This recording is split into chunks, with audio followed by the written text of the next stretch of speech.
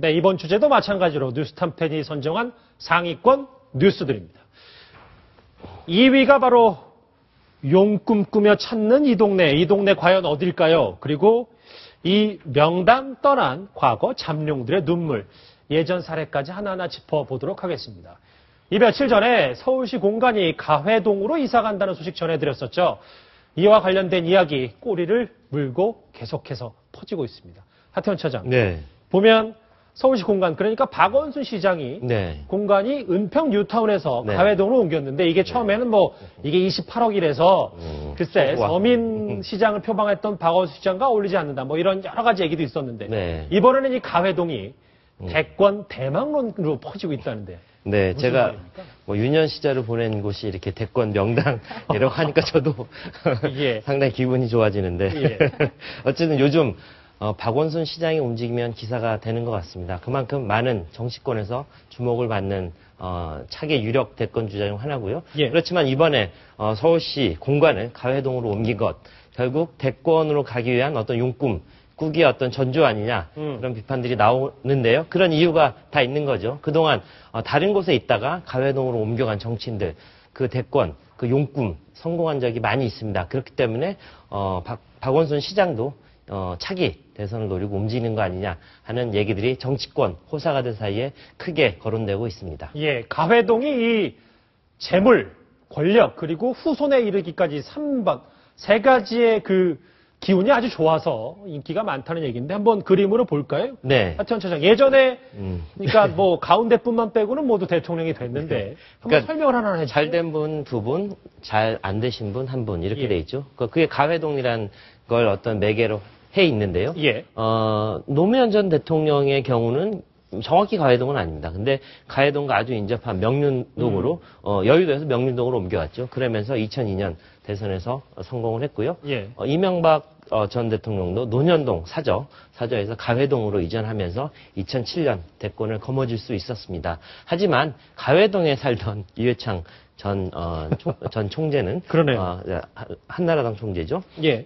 가회동에서 옥인동으로 이전하면서 낙선을 했었고요. 97년에도 역시 한번 낙선한 적이 있는데 그때는 구기동 자택에 살고 있었죠. 손학규 전 네. 상임고문, 새정치민주연합 네. 상임고문도 가회동으로 이사를 하려 했다. 이런 얘기도 있던데요. 네, 근데 또 안타깝게도 그러면서 어떤 가회동 인기 상한가를 치면서 집값이 많이 올랐다고 합니다. 지금 예. 북촌이라고 불리는 것도 그 주변인데요. 어쨌든 이래저래 집값이 오르고 있는데 손학규 전 상임고문은 집을 구하려고 했으나 집을 구하지 못했고 결국 가회동으로 이전하지 못한 거죠. 그게 이유가 됐는지 모르겠지만 어쨌든 대권 도전 여러 차례 했지만 번번이 실패로 끝났습니다. 쭉 보니까 글쎄요. 이것도 역술과 비슷한 풍수라서 네. 전혀 근거가 없는 것 같지도 않고 그렇다고 그게 결정적인 변수는 아니겠지만 네. 그런데 하태원 차장 또 네. 이렇게 가회동처럼 좋은데 말고 네. 하태원 차장이 유년시를 보냈던 그 동네가 아니더라도 네. 다른 곳은 또 정치와 조금 네. 멀어진 동네도 있다면서요. 네, 또 평창동 사시는 주민들이 들으면 좀 언짢아 하실지도 모르겠지만 평창동은 또 정치하고 좀 거리가 먼 곳 아니냐. 지기가 워낙 세서 웬만한 궁합이 잘 맞지 않는 사람이 가면 오히려 패가망신하거나 많이 상처를 받고 나오는 곳이라고 그렇게 유명해져 예. 있습니다. 실제로 그런 케이스들도 굉장히 많은데요. YS 주변에 계시던 분들, 특히 평창동과 궁합이 맞지 않았던 것 같습니다. 최영우, 서석재, 이원종, 그리고 김현철 씨까지 모두 병을 얻거나 정치적으로 좀 불행해져서 평창동에서 빠져나온 그런 경우들이 있었고요. 예. 또 권노갑 전 DJ의 비서실장을 지냈죠. 권노갑 전 상임 고문도 역시 평창동 주민이었는데 이곳에서 옥고를 치르는 그런 정치적으로 좀 불행한 사건을 맞게 됐습니다. 예.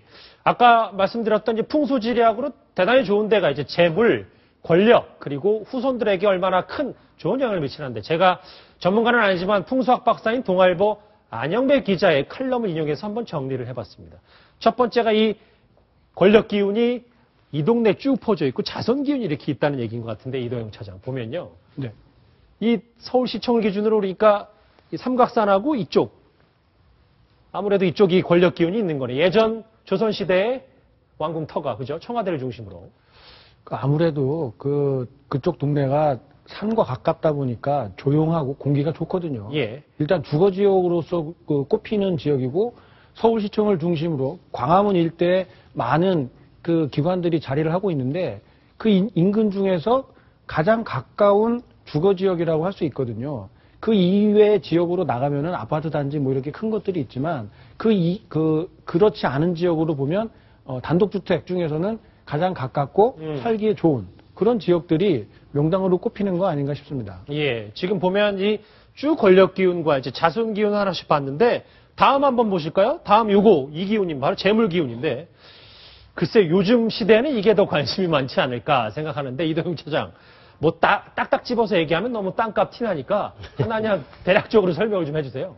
글쎄요, 이거 역술을 하시는 분들의 이야기라 저는 사실은 제 개인적인 생각으로는 전혀 맞지 않는 이야기다라고 생각을 하는데 예. 왜냐하면 예전에 한복그룹 정태수 회장 보세요. 그렇게 풍수지리 믿고 하다가 지금 한국에 들어오지도 못하는 실세가 됐는데 그런 분들도 있는데 재물운을 따지는 거 진짜 이게 시대 뒤떨어진 이야기이긴 합니다만 사실 현실적으로 많은 분들이 관심을 갖고 있지 않습니까? 그래서 뭐 서울의 성북동 지역에는 오래된 재벌 1세대 분들께서 터를 많이 잡았고 또 최근에는 이태원 쪽에 보면은 범삼성 일가 되시는 분들이 그쪽에 많이 터를 잡고 있죠. 그렇죠. 그리고 지금 이 화면에 보이는 것들을 보면 역술하시는 분들이 특히나 이 재물운이 있다라고 이렇게 꼽는 지역이라고 합니다. 반포 한남 이쪽 지역 이쪽이죠, 이쪽. 그죠? 예, 고속도로도 지나가고 하니까 뭐 좋겠죠. 거기도 좋을 테고. 그리고 롯데월드 인근도 얼마나 지금 개발돼서 뭐 잠실 반포야 뭐. 예. 예. 그래서 저게 뭐 특정한 어떤 뭐 맥을 이야기하시고 하는데 그런 것보다는 그 과거 전통을 따져서 기준을 삼고 계신데 그런 기준보다는 향후 어느 지역에 개발이 있을까 여기에 더 주목하는 게 재산을 불리는 데 도움이 되겠지만 서울 시내에서 부동산 가지고 이제 재미 보기는 이미 끝났다는 걸 많은 분들이 알고 있어서 예. 사실상 큰 의미는 없지 않을까 싶습니다. 이동영 차장이 이제 경제적 함의까지 이제 분석을 해주셨는데 그럼 그걸 하나 물어볼게요. 어쨌든 이 얘기는 재물운은 뭐 그렇다 치더라도 아까 그 이제 차기 잠룡들의 이 집터에 대해서는 그래도 좀 그럴싸하지 않나라는 얘기가 있어서 혹시 이회창 전 한나라당 총재가 집을 옮기지 않았으면 혹시 가정이지만 이랬으면 사실 지지율이 그렇게 떨어지지 않았을 가능성도 있는 거 아니냐 이런 일부 의견들도 있더라고요. 뭐 그렇게 생각하시는 분들도 있지만 저 같은 사람은 어떻게 생각하냐면 그렇게 옮겼기 때문에 여당 총재도 하고 총리도 하고 감사원장도 지내고 그렇게 가문의 영광을 끝까지 누릴 수 있지 않았을까 이런 생각도 들어요. 예. 그리고 지금 그 박원순 시장이 가회동으로 옮기면서 이런 이야기들이 계속 나오고 있는데 가회동이나 이쪽 지역은 알다시피 서울에서 가장 서울시청하고 가까운 거리에 있거든요. 그럼요. 그리고 공간이라는 개념은 숙소의 개념이라고 보면 안 됩니다. 숙소가 아니라 외국 사절을 맞이를 한다든지 아니면 단체로 시장이 사는 집을 오픈을 해서 많은 사람들과 대화를 하는 소통의 공간이 되어야 되거든요. 그렇기 때문에 어느 정도 보안, 그리고 어느 정도의 규모, 이런 것들이 좀 필요합니다. 그렇기 때문에, 관심은 있겠지만, 거기에 무슨 박원순 시장이 심지어 기와 색깔을 보고 파란색이기 때문에 청와대를 상징하는 거 아니냐, 이런 이야기까지 나오고 있는데.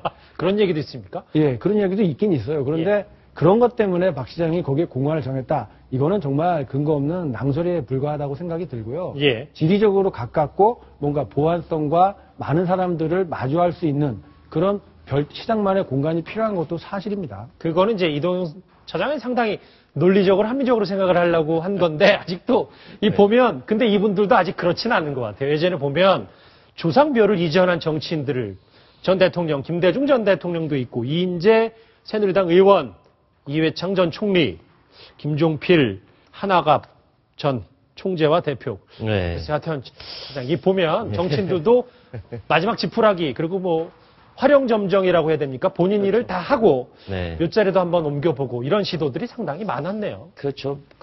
사람이 굉장히 합리적으로 판단을 하는 존재이긴 하지만 그 일이 자기에게 적용될 때는 합리적이 되기 상당히 어려운 측면이 있다고 저는 생각합니다.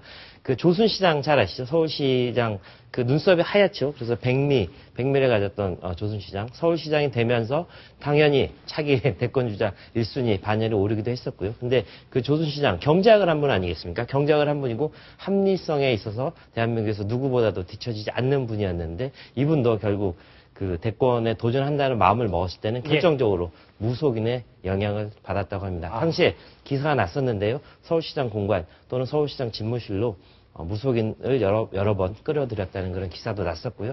실제로 그 이야기에 혹해서 대선 도전을 한번 했었다가 결국에는 제대로 이루어지지 않은 그런 아픈 기억이 있습니다. 결국 국민들의 마음을, 저도 이제 공자님 말씀을 하게 되는데, 국민들의 마음을 먼저 얻는 그런 노력을 수반한 다음에 다른 얘기들 해야 될 거라는 생각 듭니다. 그럼 하태현 차장한테 마지막으로 하나만 의견을 여쭤볼게요. 네. 그러면 박원순 시장이 네. 이 아까 이동경 차장이 지적했던 것처럼 가회동이 서울시청과 가깝고 네, 네. 나중에 공간에서 이제 내외빈들을 영접할 때 편하니까 이렇게 크게 간 건데 네.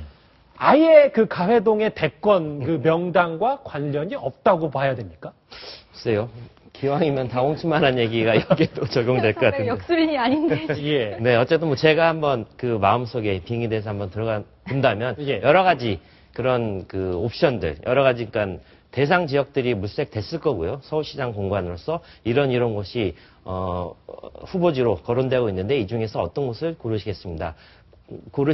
이렇게 물어봤을 때 박원순 시장의 마음으로는 그래도는 가회동에서 터를 가졌던 분들이 잘 됐는데 나도 가회동에서 한번 해보고 싶다 이런 생각을 했을 법한데요. 이는 뭐 순전히 제 추측이고요. 박원순 시장이 이렇게 얘기한 적은 없습니다. 예. 그 점을 염두에 두고 한번 말씀드려봤습니다. 아까 주제였던 역술에 의해서 이번에는 풍수지리 얘기까지 쭉 살펴봤습니다.